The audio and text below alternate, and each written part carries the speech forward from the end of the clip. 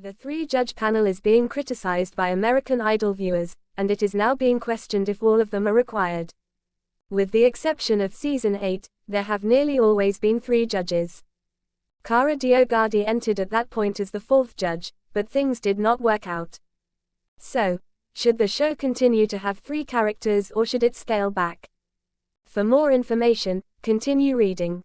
There have always been three judges on American Idol since its beginning. Randy Jackson, Simon Cowell, and Paula Abdul were the first. After a while, folks would depart and be replaced. Lionel Richie, Luke Bryan, and Season 4 champion Carrie Underwood are now the only remaining members of Idol following Katy Perry's exit.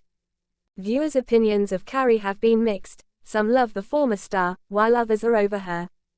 There are a lot of questions as America sends home fan favorites, and some people don't understand how others have made it this far. Whether the three judges are still necessary is one of them. Paula Abdul was the nurturing one, Randy Jackson was the kind but straightforward one, and Simon Cowell left no crumbs, so they used to balance each other out. Unfortunately, with Carrie, Lionel, and Luke, that doesn't appear to be the case anymore. When America is making all the decisions, many wonder why the program even has judges, which sometimes leaves the three perplexed, thus. What's the purpose of three judges?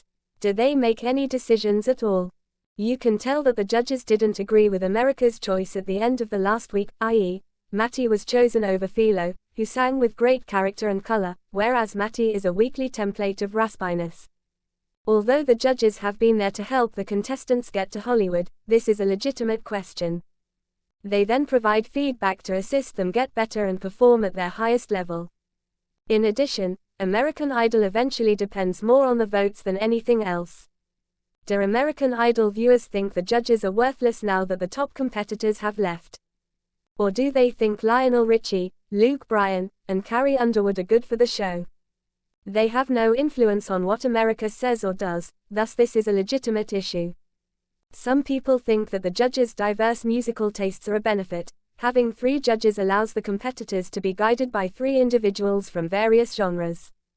Although Carrie is also a country music performer, her style is more pop country. One must be female. I'm not sure if these judges are doing anything beyond making encouraging remarks. For the first few weeks, they are helpful, when they, together with the producers, decide who will survive. It truly does feel meaningless to hear from them because of the new voting during the performances method. In order to assist the candidates go to Hollywood and the live presentations, it does seem like the judges ought to be on the show. After then, they are essentially useless. Once a resounding appeal to aspiring singers and a promise of dreams fulfilled, the famous American Idol theme song today seems to be playing to an increasingly dissatisfied chorus. The show's combination of unadulterated talent, emotional journeys, and the often surprising statements of its judging panel has enthralled viewers for 20 years. However, a vocal section of the fan base has started to challenge the panel's very makeup in recent seasons, particularly the three judges' continuous involvement. Once seen as a dynamic trio with each member contributing a distinct viewpoint, the group is now being criticized by some as an unneeded echo chamber that too frequently puts contrived moments and cliched cliches ahead of real, perceptive criticism. The historical background of the American Idol judging panel, the alleged flaws in the present version, and whether a smaller, more focused panel may really help the program and its participants are just a few of the many factors that will be covered in this article as it delves into the complex causes of this audience backlash. Television history is forever changed by the original American Idol judging panel, which included the sardonic Simon Cowell, the caring Paula Abdul, and the perceptive Randy Jackson. With the unique personalities and frequently divergent viewpoints, this three produced an engaging dynamic that drew in viewers just as much as the music. In a world full of wannabe celebrities, Cowell's unvarnished honesty, which frequently verged on cruelty, provided the essential tension and a dose of truth. Abdul provided a vital counterbalance, consolation, and encouragement with his emotional engagement and unshakable faith in the competitors. The seasoned musician Jackson contributed a technical expertise and a foundation in the realities of the music business. Unquestionably fascinating, this alchemical concoction seemed genuine. Even when they were severe, their criticisms frequently felt well-deserved and based on their own experiences. Pop culture celebrities and giants from the music business have graced the seats of the American Idol judging panel, which has changed a lot throughout the years. The program has continuously attempted to bring fresh energy and celebrity power to the judging process, from the explosive, brief stay of Mariah Carey and Nicki Minaj to the more recent incarnations with Katy Perry, Luke Bryan, and Lionel Richie. But for some viewers, the original charm has grown more elusive with every modification. Lionel Richie, Luke Bryan, and Katy Perry make up the current panel, which has been a mainstay for a number of seasons. Although they are unquestionably accomplished and successful performers on their own, many fans are now at odds with the group dynamic. Although the criticisms directed at them are diverse, they frequently center on a few main issues: the impression that they don't provide real, helpful criticism. They have a propensity to give excessively positive and frequently generic feedback. And they seem to be more interested in producing television moments than in providing the contestants with insightful advice.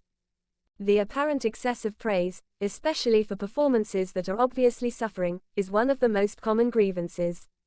Encouragement is certainly vital, particularly for young and impressionable competitors, but a constant barrage of praise can come across as insincere and counterproductive. Supporters contend that the participants' development is hampered by the absence of critical evaluation, and that spectators find it hard to separate genuine talent from staged hoopla. The terms lose their significance and the genuinely exceptional performances do not receive the credit they merit when every performance is labeled amazing, incredible, or world-class.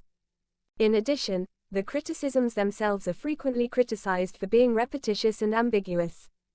The judges sometimes use general platitudes or emphasize the emotional element of a performance above the vocal delivery, rather than providing precise technical guidance or perceptive comments about a performance. Both the participants and spectators may question what they really need to work on as a result of this. Viewers with a stronger grasp of music and voice performance find the absence of precise comments and technical jargon especially aggravating. They long for the type of perceptive critique that may help them understand the subtleties of a performance and recognize the creativity at play. The present panel's apparent lack of independent thinking and opinion is another major area of criticism. Critics contend that rather than providing unique viewpoints, the three judges frequently appear to concur and mimic one another's opinions. This gives the impression of unity, which may be amicable but may also come off as artificial and devoid of real discussion or dissent. A dimension of complexity and unpredictability that characterized the previous seasons is eliminated when there is no healthy dispute or disagreement. Though somewhat theatrical, the conflict and argument between Cowell, Abdul, and Jackson frequently seem to be based on sincere disagreements and a strong confidence in their own positions. Since this is mostly missing from the present dynamic, some fans wonder why there are three judges if they are all stating the same thing. Another significant cause of annoyance is the emphasis on producing television moments. Supporters cite situations in which the judges' responses appear unduly theatrical or in which their remarks are obviously intended to evoke a particular emotional response from the audience. Although the show's entertainment value is undeniable, it alienates fans seeking a more meaningful experience when it comes at the price of real criticism and real connection. Although crucial, the focus on touching tales and emotional storytelling can occasionally overwhelm the vocal competition, giving rise to claims that the program is putting sensitivity ahead of skill. There are even those admirers who argue that the three-judge panel is just too big and cumbersome. They contend that having 3 points of view might dilute the criticism and cause it to lose its main thrust. A smaller panel, possibly consisting of only 2 judges with different specialties, might provide more insightful and targeted comments. A panel made up of a music business executive and a vocal coach could offer a more thorough and useful evaluation of a contestant's ability due to their combined experience. Additionally, each judge would get more airtime to share their perspectives, resulting in more thorough and insightful criticism. Some viewers also think about how much a 3-judge panel will cost. One of the show's biggest expenses is definitely the wages of the well-known judges. Some viewers wonder if the money might be better spent elsewhere, maybe giving the candidates more resources or improving the show's production value in other ways, since the third judge's perceived worth and influence are so little. Although this is a more practical issue, it highlights the perception among some that the existing panel arrangement is not offering the best return on investment. It is crucial to recognize that there are supporters of the existing panel of judges. Many spectators claim that the upbeat and supportive environment they foster is more beneficial for emerging artists than the more critical attitude of the past. They like interacting with the candidates and find the judges' characteristics interesting. Additionally, the present panel has been involved in the discovery and ascent of a number of successful artists, proving that their assessments are not wholly without worth. The amount and severity of the criticism, however, indicate that a sizable section of the public feels disenfranchised by the way the judges are now operating. This raises the question of whether American Idol, in its current form, really needs a three-judge panel. Although the idea of a trio of judges has been a part of the show's history, both the music business and television have undergone tremendous change. As social media and internet platforms have grown in popularity, budding artists now have several ways to get seen and get feedback. For American Idol to be relevant, it must provide something special and worthwhile. An important distinction can be a panel of judges who offer sincere, perceptive, and helpful critique. Maybe the goal and makeup of the panel need to be reassessed. The program may carefully choose judges with complementary skill sets and a track record of providing insightful criticism rather than just packing 3 seats with well-known names.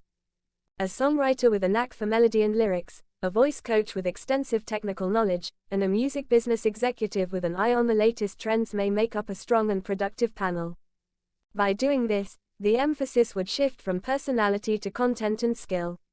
As an alternative, the program can look at the prospect of having a panel of guest judges that rotates, bringing in various people from the sector every week to provide unique insights and specialized expertise. In addition to guaranteeing that the criticisms are pertinent and based on a broader variety of experience, this might give the show a sense of surprise and excitement. In the end, the criticism of the 3-judge panel by fans is a sign of a more serious problem, a belief that the program is falling short of its promise in terms of offering sincere advice and encouraging real creative development.